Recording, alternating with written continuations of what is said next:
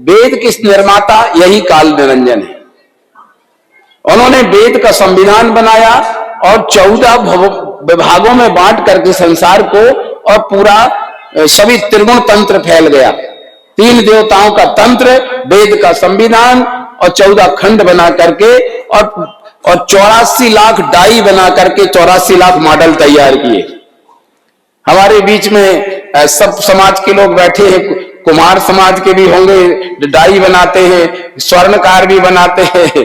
तो डाई बना के उन्होंने 14 मॉडल अष्टंगी को दिखाया कि देखो ये मॉडल तैयार कर रहे हैं। अष्टंगी ने भी पसंद कर लिए और अंडज पिंडज घुमज स्थावर योनिया बना करके, और ये निरंजन का कारखाना चलने लगा। त्रिदेव तंत्र बन गया, वेद का संविधान फैल गया। सब कोई बड़े बड़े पंडित जी कहते हैं ये आप्त वचन प्रमाणम, वेद का वचन ईश्वर की वाणी है, इसलिए वेद की वाणी पर कोई शक नहीं होना चाहिए। ईश्वर की वाणी, मनुष्य की वाणी नहीं, अपुरुषेय है, ऐसा विद्वान लोग कहा करते हैं। लेकिन इस प्रकार से ये वेद का संविधान फैल गया, त्रिदेव तंत्र फैल गया। सारे जीव अपने शरीर, स्थूल शरीर को सच मानकर आवागमन की चक्की में पिसने लगे। अपने निज स्वरूप को नहीं जाना, निज घर को नहीं जाना, और ये 84 के चक्र में भटकने। इसलिए हमारे संत लोग, भक्त लोग भी गाते काल जाल का फंदा। तो आखिर ये काल जाल का फंदा है क्या फिर हो? अगर तुम किसको नहीं मानते समझते तो फिर ये गाते क्यों हो? काल जाल का फंदा भारी परख लखायो भी। तो परखो कि काल क्या है। कलयति काल है, जो कलेश देता है, दुख देता है, पीड़ा देता है, त्रास देता है, वही तो काल है। शूल देता है। तो इसलिए विष्णु जी के हाथ में क्यों शूल नहीं है? त्रिशूल, शूल शंकर जी के हाथ में क्यों है? क्योंकि संहार करता है ना। इसलिए निश्चित ही उन्होंने वैसे ही आवरणों को धारण किया, चाहे सर्प हो, बिच्छू हो, चाहे वो सभी। तो इस प्रकार से अभी भी सर्प निकल आए तो कई लोगों के मुख से अरे काल है, इसको मारो भगाओ, काल है। तो इसलिए जो त्रास देता है, सर्प को काल इसलिए कहते हैं, दूसरे के बिल में रहता है, दूसरे के बिल में खुद तो बनाता नहीं है, और दूसरे के अंडे बच्चे खाएगा और दूसरे दादागिरी दिखाएगा। तो इसलिए उसको काल कहा जाता है। तो कलयति काल है। तो निश्चित ही इन्होंने सारे जीवों को अरेस्ट कर लिया, और इसी में ओंकार में सारा खेल तैयार करके त्रिदेवताओं की उत्पत्ति, त्रिदेवताओं की उत्पत्ति ओंकार से हुई। आदि पुरुष एक वृक्ष है, निरंजन डारा हो, त्रिदेवा शाखा भय पाती संसारा। ये बहुत जगह हमारे साहित्य में, कबीरपंथी साहित्य में आया है। और एक जगह ऐसा, आजा का घर अमर है, ध्यान दीजिए, आजा का घर अमर है, बेटा के सिर भार, और 3 लोक नाती ठगा, पंडित करो विचार।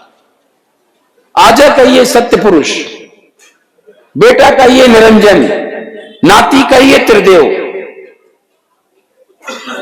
और इसलिए काल पुरुष ने जीवों को अरेस्ट किया। इसलिए हमारे संत लोग पहले से ही गाते काल दयाल का फंदा भारी परख लखायो।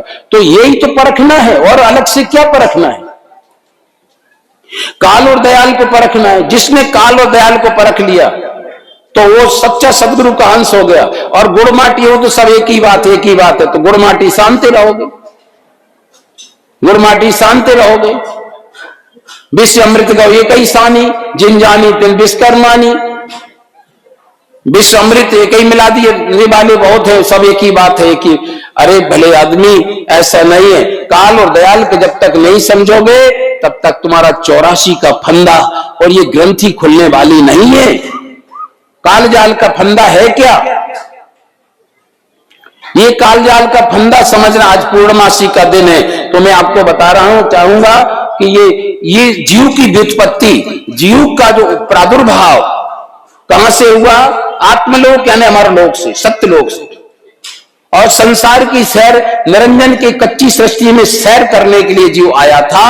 आया जहां से सैर करने, आया जहां से सैर करने, हे मुसाफिर तू यहां सैर करके लौट जाना था फिर तुझको यहां। तू सैर करना भूल कर, तू सैर करना भूल कर निज घर बना कर टिक गया। कर याद अपने देश की ये परदेश में क्यों रुक गया।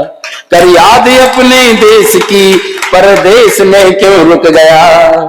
तो 100% पूर्णमासी के दिन और सत्पुरुष के विधान में बैठकर आपको विश्वास देता हूं, आपका देश मृत्यु लोक नहीं है। आप तो अमर लोक से आए हैं। अमर लोक से आया रे बंदे, बहुत शब्दों में पढ़ा है ना, सही सही ना। अमर लोक की बात सच बीजक में भी है, बीजक में भी आई है। तो अमर लोक से आया रे बंदे फिर अमरापुर जाना है।